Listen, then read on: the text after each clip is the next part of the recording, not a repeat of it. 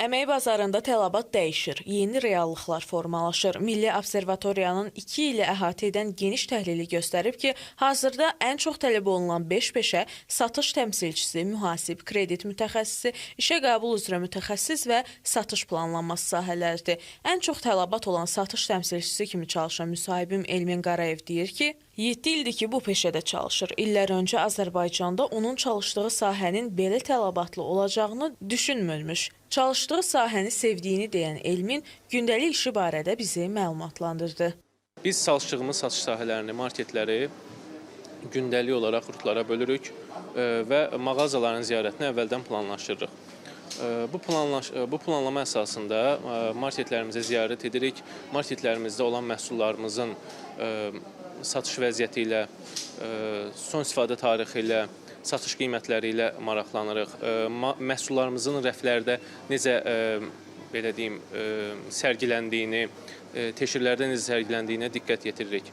Planlı marşrut, rəflərin analizi, bazar araşdırması. Bu sadəcə iş qrafiki deyil, həm də böyük məsuliyyətdir. Əmək bazarının təhlilinə görə satış təmsilçilərinə artan tələbat, struktur dəyişikliyi və yeni ticarət platformalarının çoxalması ilə əlaqələndirilir. Hər bir işdə olduğu kimi bizim işimizdə də yəni məsuliyyətli olmaq, belə deyək, disiplinli olmaq vacibdir. Bu tək bizim peşədə deyil, digər peşələrdə də tələb olunur. Yəni hər bir işin keyfiyyətini artıran əsas amillərdən biri də bunlardır. Aparılan təhlil göstərir ki, vakansiyaların 76%-dən çoxunda iş təcrübəsi tələb olunur. Minimum tələb 1-2 il arasıdır. 67%-də isə ali təhsil, əsasən bakalavr dərəcəsi istənilir. Lakin əmək haqqı yalnız 8400 vakansiyada qeyd olunub. Bu məvaciblər 400 manatdan başlayaraq 7000 manata qədər dəyişir. Yəni biz nə qədər də süni intellektin əmək bazarına olan təsirindən danışsaq belə, yəni onlayn ticarət, bu kimi məsələlər olsa belə, satış mütəxəssisi mən deyərdim ki, indi və bir neçə il sonra da ən çox tələb olunan peşələrdən biri olacaq. Mühasibatlıq da belə deyək də hazırki dövrdə ən çox tələb olunan peşələrdən biridir. Bunu həqiqətən də vakansiyalarda görmək olur. İşə qəbul mütəxəssisindən bağlı məsələn bunu deyə bilərəm ki, mən düşünürəm ki, növbəti illərdə süni intellektin əmək bazarına təsiri ilə işə qəbul mütəxəssislərinə olan tələb müəyyən qədər azala bilər.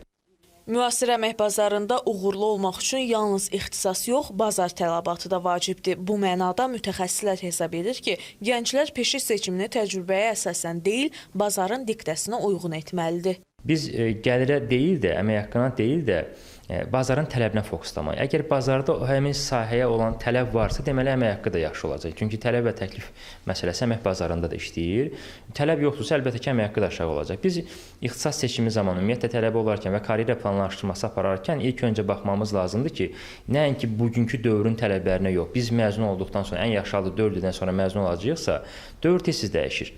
Texnologiya əslində yaşayırıq və bu bizim həyatımızın hər sahəsinə təsir göstərir, eləcə də əmək bazarına. Ona görə də baxmamız lazımdır ki, bugün mənim oxuduğum ixtisas bir neçə ildən sonra lazım olacaq, olmayacaq. Mütəxəssislərin fikrincə, əmək bazarı dəyişsə də bir həqiqət dəyişməz qalır. Bazarda qalmaq üçün ona uyğunlaşmaq lazımdır. Bu mənada bugün tələbatlı olan peşələrə zaman keçdikcə münasibətin fərqli olacağı qaçılmazdır.